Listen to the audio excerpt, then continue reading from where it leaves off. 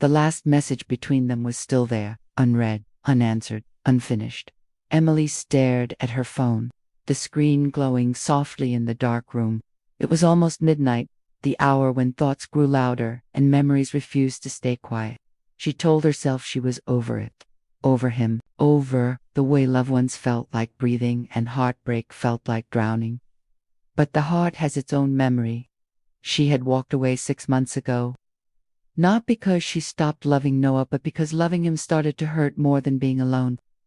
Promises broke slowly, not loudly. Distance crept in between missed calls and misunderstood silences.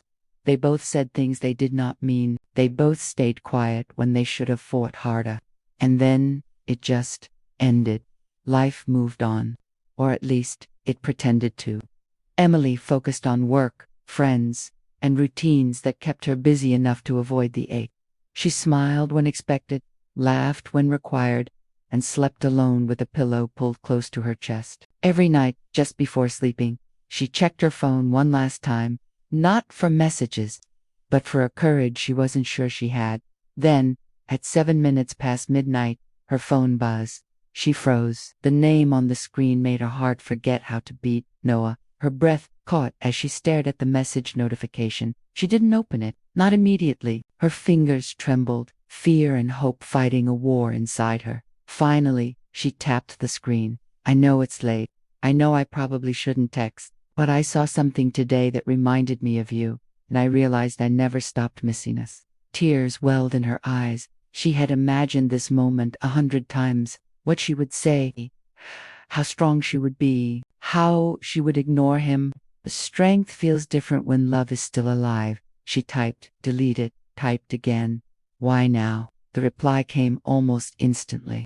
Because pretending I'm okay without you is getting harder than admitting I was wrong. Her heart soft. They talked that night. Carefully, honestly, about everything they had avoided before. There was no anger left, only vulnerability. He didn't ask to come back. He didn't beg. He simply stayed present. Before sleeping, he sent one last message. Can I see you tomorrow? Just to talk. No pressure. She stared at the ceiling for a long time before replying. Yes. The next evening, they met at the same cafe where they once spent hours dreaming about the future. The place smelled of coffee and familiar comfort. When Emily walked in, Noah stood up immediately. For a moment, they just looked at each other. He looked different. Not physically, but emotionally. Calmer, more aware. His eyes softened when they met hers, as if he had been holding something heavy and finally found a place to rest it. You look beautiful, he said quietly. So do you, she replied, surprising herself with the honesty. They sat down, hands close but not touching. Words came slowly at first, then freely. Apologies were spoken without excuses. Pain was acknowledged without blame. I should have fought for us, Noah said, his voice low. I was scared of failing, so I chose distance instead of effort. Emily nodded. I should have told you how lonely I felt instead of walking away. Silence fell between them, not uncomfortable, but full. When they stepped outside, the air was cool, the sky painted with soft city lights. They stood near his car, neither wanting the moment to end. I'm not asking you to come back, he said gently. I just needed you to know my heart never moved on. Emily stepped closer, slowly, intentionally. I never stopped loving you, she whispered. That was all it took. He leaned in carefully, giving her time to pull away. She didn't. Their lips met in a soft, tender kiss, filled with everything they had lost and everything they hoped to rebuild. It wasn't rushed. It was warm, familiar, and deeply emotional. When they pulled back, their foreheads touched. I missed this, she breathed. So did I, he replied. They started again, not as they were, but as who they had become. This time, love was intentional. Texts were answered. Effort was visible. Time was made.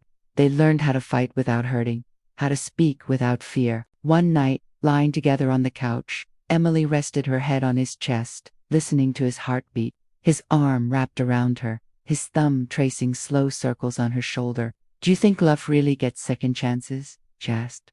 He kissed the top of her head softly. I think real love waits until we're ready. She smiled, tilting her face up toward him. He kissed her again, deeper this time, filled with promise. His hand cupped her face gently, like something precious. That night, love felt safe again. Weeks passed, then months. Love didn't return loudly. It returned steadily, in shared mornings, in honest conversations, in choosing each other again and again. One evening, as they walked hand in hand under the city lights, Noah stopped. I know we can't erase the past, he said, but I want to build something better with you. Emily looked at him, her heart full. She kissed him under the glowing streetlight, slow and certain. Some love stories don't end, they pause, and when they return, they come back stronger. Thanks for listening. If this story touched your heart, don't forget to like and subscribe for more.